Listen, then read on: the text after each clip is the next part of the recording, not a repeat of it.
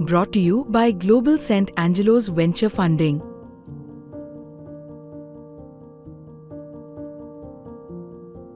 नमस्कार. मुंबई तकच्या कायद्याचं बोला या आमच्या विशेष एपिसोडमध्ये मी अनुजा आपल्या सगळ्यांचं स्वागत करते. आजही आपल्यासोबत असणार आहेत ॲडव्होकेट अनिकेत निकम आणि आजचा विषय आपण घेतलेला आहे जो फार महत्त्वाचा आहे तो म्हणजे विल, मृत्यूपत्र. हे नेमकं कधी तयार करावं, कसं तयार करावं, ते करणं का गरजेचं आहे, नाही केलं तर त्याचे काय परिणाम होऊ शकतात आणि या सगळ्याकडे भावनेच्या पलीकडे जाऊन आपण कायद्याची बाजू जी आहे ती नेमकी समजून घेणार आहोत. कारण त्याचे फायदे हे खूप महत्त्वाचे ठरतात. त्यामुळे मी मुद्दामून त्याचा उल्लेख केलेला आहे की त्याची भावनिक बाजू ही आपण बाजूला ठेवली पाहिजे. कायद्याच्या दृष्टीने ते का महत्त्वाचं आहे, तुमच्या कुटुंबासाठी ते का महत्त्वाचं आहे हे समजून घेणं गरजेचं आहे. म्हणूनच पहिलाच प्रश्न हा की विल बनवणं का गरजेचं आहे. मला असं वाटतं की आजच्या काळात विल बनवणं हे अत्यंत गरजेचं आहे. याचं कारण असं की तुम्ही हयातीत असताना तुम्ही कमवलेली जायदाद असेल, पैसा असेल, मालमत्ता असेल, जागा असेल, तुमच्या मृत्यूनंतर ते कोणाला जावं, तुमच्या पश्चात तुमच्या नातेवाईकांमध्ये किंवा तुमच्या मित्रांमध्ये, तुमच्या जवळच्या लोकांमध्ये जे तुम्हाला वाटतात की त्यांनी आयुष्यभर तुम्हाला साथ दिली आणि जर असा विचार तुमच्या मनात असेल तर त्या संदर्भातलं तुम्हाला ते पेपरावरती उतरावं लागतं, ज्याला आपण कायद्यात विल असं म्हणतो. विल हे एक डॉक्युमेंट असं असतं की ज्याच्यात तुमच्या पश्चात तुमची मालमत्ता कोणाला जावी याबद्दल तुम्ही सविस्तर लिहित असतात. आता का करावं हा प्रश्न अनेक वेळा उद्भवतो की विल केल्याने, आणि आपण थोडंसं त्याला सोशल स्टिग्मा देखील समजतो की आपल्याला आपल्याच लोकांवरती विश्वास नाही आहे का, आपल्यानंतर आपले लोक असे वागतील का, असा एक भ्रम देखील लोकांच्या मनात असतो. परंतु मला मुद्दामून सांगायचं आहे की विल याकरता करावं की आपल्या पश्चात आपल्या नातेवाईकांमध्ये आपल्यामुळे भांडणं होता कामा नये. अनेक वेळा आपण बघतो की एखादा व्यक्ती गेला, वारला की त्याच्या मृत्यूनंतर त्यांच्या मुलांमध्ये, मुलींमध्ये, इतर नातेवाईकांमध्ये अनेक विकोपाला गेलेले वाद असतात. का तर ही जागा कोणाची, हा फ्लॅट कोणाच्या नावावर, कोणाचा हिस्सा किती, ही जागा कोणाची, बँकेत लॉकरमध्ये ठेवलेलं सोनं कोणाचं, कोणाला किती जावं, आणि या संदर्भात संपूर्ण एक सलोखा जो असतो घरातला तो बिघडून जातो. त्यामुळे मला असं वाटतं प्रत्येक सुज्ञ व्यक्तीने ज्यांनी आयुष्यात काही कमवलं असेल आणि ज्याला असं वाटतं की त्याच्यानंतर त्यांचे जवळचे लोक हे चांगल्या पद्धतीने नांदवावे, तर त्यांनी विलमध्ये त्यांना जे काही ज्याला द्यायचं असेल ते स्पष्टपणे नमूद करावं आणि त्या संदर्भातली विल त्यांनी बनवावी. आता त्याची एक्झॅक्ट ऑपोजिट बाजू, विरोधातली बाजू ती म्हणजे की जर विल नाही बनवलं तर त्याचे कायदेशीरदृष्ट्या काय परिणाम असू शकतात. म्हणजे एखाद्याच्या घरी विलच बनवण्यात आलेलं नाही आहे, आई किंवा वडील गेले, मग त्याच्यानंतर किंवा दोघंही गेले इन अ वे, तर त्याच्यानंतर त्या संपत्तीवर हक्क दाखवणं ही काय प्रत्येक मुलांची इच्छाच असते असा मुद्दा नसतो, पण ते शेवटी कोणाकडे तरी पास ऑन होणं गरजेचं असतं. त्यामुळे जर विल बनवण्यात आलं नाही तर काय त्या मुलांना करावं लागतं. वडिलोपार्जित जर संपत्ती असेल किंवा जागा असेल तर ती ऑटोमॅटिकली मुलांना येते, त्यांचा हिस्सा त्याच्यात असतोच. जी स्वकष्टाने कमवलेली प्रॉपर्टी असेल, मालमत्ता असेल, आणि जर त्या संदर्भातले कुठलेही विल नसतील, डॉक्युमेंट्स, निर्देश नसतील, तर ती मुलांमध्ये मग ते त्यांचा सामंजस्यपणा असतो, कोणाला किती मिळावं, कोणाला किती घ्यावं, त्यांनी ते आपापसात बसून सोडवावं.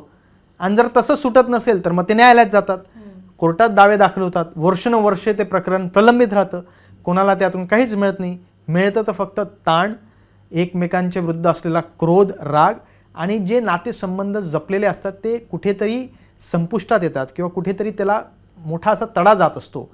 आणि मी असं अनेक वेळा बघितले की न्यायालयात देखील सर्वात अतिशय काय म्हणतात त्याला, ताकदीने किंवा अतिशय मनात चीड घेऊन लढणारे प्रकरणं हेच असतात की प्रॉपर्टीच्या संदर्भातले भावांमधले वाद, प्रॉपर्टीच्या संदर्भातले नातेवाईकांमधले वाद, ज्याच्यात एकमेकांच्या विरुद्ध डूक धरून ते कायदेशीर लढाई लढत असतात.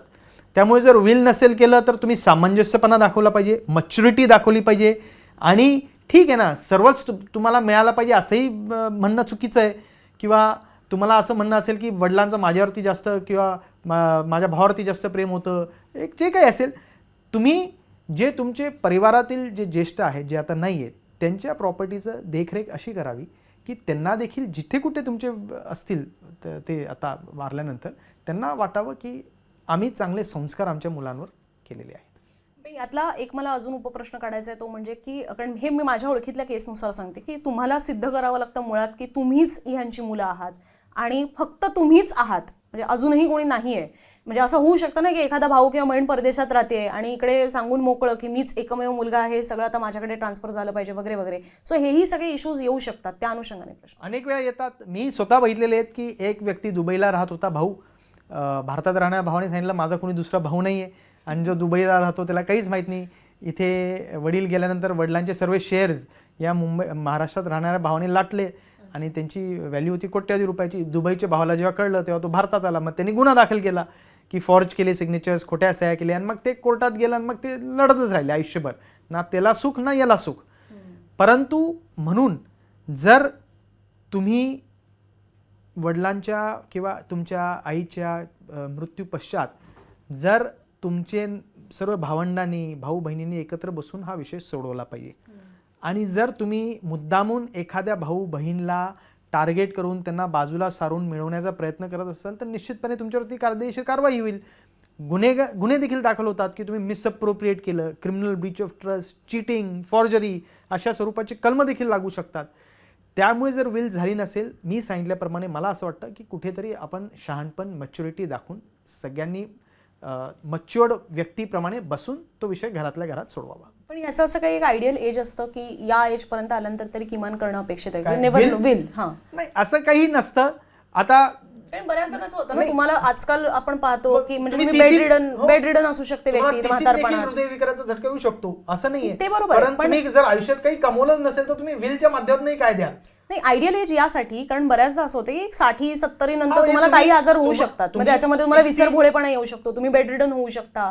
म्हणून एक आयडियल एज असं कुठलं असतं का की ज्यावेळेला केलं पाहिजे? आता असं आहे की सध्या 60s न्यू 30 असंही म्हणतात. त्यामुळे मी असं म्हणणार नाही की 50s, 60s, 70s करावं. ज्या ज्या व्यक्तीला त्या वेळेस वाटत असेल की आता मी माझं विल तयार करावं जेणेकरून माझ्या पुढच्या जनरेशनला त्यांच्यामध्ये काही हे होऊ नये, त्यांच्यामध्ये वाद होऊ नये, त्यांच्यामध्ये चांगलं संबंध राहावे, या दृष्टिकोनातून मी विल करायचं जर ठरवलं तर त्या व्यक्तीने त्या ह्याच्याप्रमाणे निर्णय घ्यावा. परंतु जर विल तयार करत असताना हेही खूप महत्त्वाचं आहे की तुम्ही मानसिकदृष्ट्या सक्षम पाहिजे. म्हणजे तुम्ही मेंटली अनस्टेबल असाल, तुम्हाला काही आजार असेल, डिमेन्शियासारखा असा आजार आहे, सिझोफ्रेनिया असेल, तर तुम्हाला विल करता येत नाही. मग चेक केलं जातं. तुम्हाला मेडिकल फिटनेसचं सर्टिफिकेट लागतो, फिजिकल फिटनेसचं सर्टिफिकेट लागतं. विलमध्ये लिहावं लागतं की मी पुरे होशो हवास में, असं म्हणतात ते पिक्चरमध्ये आपण बघितलंय. त्याचप्रमाणे मी पूर्ण शुद्धीत आणि सत्सद विवेक बुद्धीला अधीन राहून हे विल करत आहे. त्यामुळे तुमचं मेडिकल फिटनेसचं सर्टिफिकेट लागतं, फिजिकल फिटनेसचं सर्टिफिकेट लागतं. त्याचबरोबर 2 साक्षीदार लागतात ज्यांनी त्या विलला अटेस्ट करावं लागतं की हो आमच्या समोर ही विल झालेली आहे. तर अशा स्वरूपाच्या त्या विलमध्ये तुमच्यानंतर तुमच्या पश्चात तुमची सर्व मालमत्तेचा कसं डिस्ट्रीब्युशन झालं पाहिजे, कसं वाटलं गेलं पाहिजे, त्याच्यात तुम्ही इत्थंभूत माहिती लिहिली पाहिजे की अ ब क ला एवढं, XYZ ला तेवढं, आणि त्या संदर्भातलं तुमची विल जी असते त्याच्यात सगळ्या गोष्टी, सगळ्या ज्या तुमची मालमत्ता आहे तीच. असं नाही आहे की तुमच्या विलमध्ये तुम्ही दुसऱ्याची मालमत्ता घालून त्यांना देतायत. तसं चालत नाही. अगदी स्वतःच्या वडील जर हयात असतील तर वडिलोपार्जित जमीन वडील हयात असताना विल मध्ये मुलगा टाकू शकत नाही. आई पण हयात असतात. हो, कारण ती वडिलोपार्जित जागा आहे. बरोबर. तुमचा हिस्सा फक्त तुम्ही देऊ शकतात की तुमच्या वडिलोपार्जित मधला हिस्सा तुमच्या मुलाला किंवा मुलीला किंवा तुमच्या मित्राला जाईल. तुमच्या आता आपण रतन टाटांचं बघितलं विल, त्यात त्यांनी त्यांच्या मित्राला देखील प्रॉपर्टी दिलेली आहे. त्यामुळे तुमच्या विलमध्ये तुम्ही ट्रस्टला डोनेट करू शकता, तुम्ही कोणालाही देऊ शकतात, तो संपूर्ण अधिकार तुमचा आहे. परंतु तुमची स्वकष्टाची ती मालमत्ता पाहिजे, वडिलोपार्जित नव्हे. त्याचबरोबर दुसऱ्याची मालमत्ता देखील नव्हे, तुमची जी प्रॉपर्टी आहे तेवढीच. थोडक्यात वडिलोपार्जित मालमत्ता ही तुमच्या नावावर जेव्हा होईल तेव्हाच तुम्ही ती दुसऱ्याला देऊ शकता. तुमचा शेअर वडिलोपार्जित मालमत्तेमधला तुम्ही पास ऑन करू शकता, तुमचा शेअर. म्हणजे आजी आजोबा जर हयात असतील तर आई वडील त्यांच्या मुलांकडे पाठवू शकत नाहीत. हे आई वडील हे म्हणू शकतात की माझा जो शेअर आहे वडिलोपार्जित, नंतर इन फ्युचर मे बी येणार असं इन फ्युचर माझा वडिलोपार्जित मधला जो हिस्सा आहे तो मी माझ्या मुलाला किंवा मुलीला या विलच्या माध्यमातून देत आहे. बरं, विलमध्ये असं काही नाहीये ना, म्हणजे आता असं आपण जसं मानतो की एक 50-50% नॅचरली जर इनहेरिट होत असेल तर ती 50-50% जाते, 50-50%. पण विलमध्ये कोणी कितीही पद्धतीचं प्रपोर्शन ठेवू शकतं. म्हणजे विलमध्ये पूर्ण मुभा आहे, आपल्या मनात येईल त्या पद्धतीने आपली संपत्ती पासरून करायचं. स्वकष्टाची मालमत्ता तुम्हाला जशी पाहिजे तसा तुम्ही डिस्पोजल करू शकतात. तुम्हाला संपूर्ण मालमत्ता तुमची संपूर्ण स्वकष्टाने कमवलेली जी प्रॉपर्टी असेल, शेअर्स असतील, बँक स्टेट अकाउंट्स असतील, जे काही असेल ते तुम्हाला जर एका ट्रस्टला द्यायचं असेल ते देखील तुम्ही देऊ शकता. तुमच्या फक्त मुलीला द्यायचं असेल ते देखील देऊ शकतात. तो संपूर्ण अधिकार तुमचा आहे. आणखीन त्यातला प्रश्न जो सगळ्यात मला असं वाटतं कळीचा असतो, ज्याला कोणाला विल बनवण्याची एक बेसिक थॉट जरी त्यांच्या डोक्यात येत असेल ते म्हणजे की मी आत्ता बनवेन, पण उद्या जाऊन जर मी म्हणजे माझे सपोज 2 मुलं आहेत, एक साधारणतः आपण एक चौकोनी कुटुंब पाहिलं तर की उद्या जाऊन मी तर विलमध्ये लिहितोय की दोघांना 50% आपण वाटून ठेवूया, पण उद्या जाऊन माझं याच मुलाने सांभाळ केला आणि त्या दुसऱ्या मुलाने माझ्याकडे पाहिलं सुद्धा नाही, तर अशा परिस्थितीत मग मी त्याला ते 50% का देऊ, असा जर थॉट येत असेल, पण तोपर्यंत त्यांच्या हातात सुद्धा नसेल, कदाचित बेड रिडन झालेली असेल, हॉस्पिटलाइज झालेले असतील, स्वतःच्या हातातच काही नसेल, अशा वेळेला ते विल तर सगळ्यात जास्त प्रिवेल होणार आहे. मग इन दॅट केस काय करायचं? म्हणजे आधी केलेलं विल हे नंतर बदलता येतं का? बदलता येतं. तुम्हाला आधी केलेल्या विलमध्ये थोडेफार चेंजेस करायचे असतील तर त्याला कोडिसिल हा शब्द असतो, जो टेक्निकल टर्म आहे, की त्या माध्यमातून तुम्ही थोडेफार प्रमाणात चेंजेस त्या विलमध्ये करू शकतात. जर तुम्हाला संपूर्ण ढाचाच बदलायचा असेल, म्हणजे 50-50 दिले आणि 50 पुन्हाच काढून एकाला 100 द्यायचं असेल, तर तुम्हाला फ्रेश विल बनवावी लागते. आणि त्या फ्रेश दस्तावेजमध्ये नवीन दस्तावेजात लिहावं लागतं की अगोदरचं विल जे आहे ते ग्राह्य धरू नये, ते रद्द करत आहे आणि ह्या नवीन विलप्रमाणे मी माझी इच्छा पुन्हा एकदा व्यक्त करत आहे. मला असं वाटतं की माझा जो हिस्सा आहे तो माझ्या या मुलीला किंवा मुलाला गेला पाहिजे, 90% 70% जे काही असेल, आणि तो second will over rule the earlier will. Okay. आणि एक अगदी शेवटाला येतं ना की ही प्रक्रिया नेमकी कशी असते? मी आज ठरवलं मला माझं विल करायचं आहे, आता मी काय करणं अपेक्षित आहे? तुम्हाला जर असं तुम्ही तुमच्या वकिलाशी संपर्क साधा.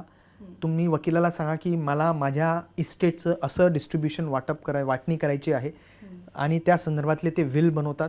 तुम्हाला इंग्रजी करते तर इंग्रजीत, मराठीत तुम्हाला जी भाषा कळते ती भाषा. त्या विल तयार केल्यानंतर तुमची स्वाक्षरी घेतली जाते. तुमचं मेडिकल रिटर्नच असलं पाहिजे?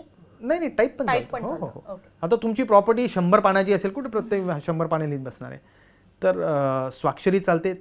स्वाक्षरी लागते. त्याचबरोबर त्याच्यात 2 साक्षीदार लागतात, ज्यांनी स्वाक्षरी करायची असते. हो, ही विल आमच्या समोर हे साईन करत आहेत. मेडिकल फिटनेस कोणीही चालू शकतात, हो, कोणी, नॉट नेसेसरी गरजेचं व्यक्ती. कोणी, इंडिपेंडेंट पीपल, फ्रेंड्स पाहिजे तुम्ही. त्यानंतर तुम्हाला मेडिकल फिटनेसचं सर्टिफिकेट लागतं, मेंटल फिटनेसचं. म्हणजे मी तर एक प्रकरण असं चालवलं होतं ज्यात मी फिर्यादीसाठी होतो की ते 75 वर्षाचे बाबा होते. ते अतिशय बेडरिडन होते, म्हणजे त्यांना खालून पॅरालिसिस झालेला आणि ICUमध्ये होते. अशा स्वरूपाची त्यांची कंडिशन होती आणि डॉक्टरांनी दिलं की ही इज मेडिकली फिट, आणि त्या संदर्भात मेडिकली फिट डॉक्टरचं सर्टिफिकेट घेऊन त्यांनी विल नोंदणी टाकली, त्यांचा अंगठ्याचा ठसा घेऊन. पोलिसांच्या चौकशीत असं निष्पन्न झालं की ज्या दिवशी हे मेडिकल फिट सर्टिफिकेट दिलं होतं त्या दिवशी ते व्हेंटिलेटरवरती होते. त्यामुळे तुमचं डॉक्टरांचं देखील कर्तव्य असतं की तुम्ही अशा स्वरूपाचं सर्टिफिकेट इश्यू करत असताना तुमच्यावर खूप मोठी जबाबदारी आहे. तुम्ही मुद्दामून परिवारांच्या लोकांच्या प्रेशरमध्ये येऊन उगीच भलतं ते सर्टिफिकेट देऊ नये. खरोखर मेडिकली फिट असतील तर मेडिकल फिट असल्याचं तसंच सर्टिफिकेट द्यावं. त्यामुळे त्याला व्हॅल्यू आहे डॉक्टरांच्या सर्टिफिकेटला. म्हणून मेंटल फिटनेस, फिजिकल फिटनेस या संदर्भातले त्यात सर्टिफिकेट लागतं.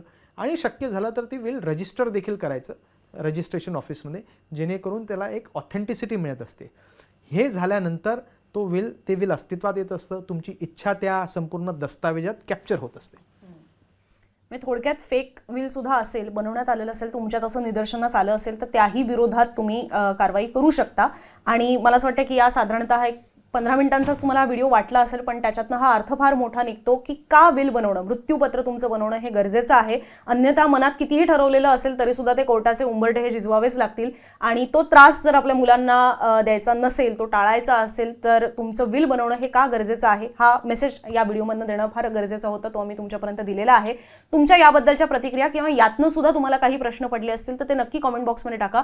त्याचीही उत्तर देण्याचा प्रयत्न आमचा नक्की असेल. आणि हा व्हिडिओ कसा वाटला ते सुद्धा अगदी आमच्यापर्यंत नक्की पोहोचवा. कॅमेरामन सिद्धेश आजगेकरसह मी अनुजा, मुंबई तक.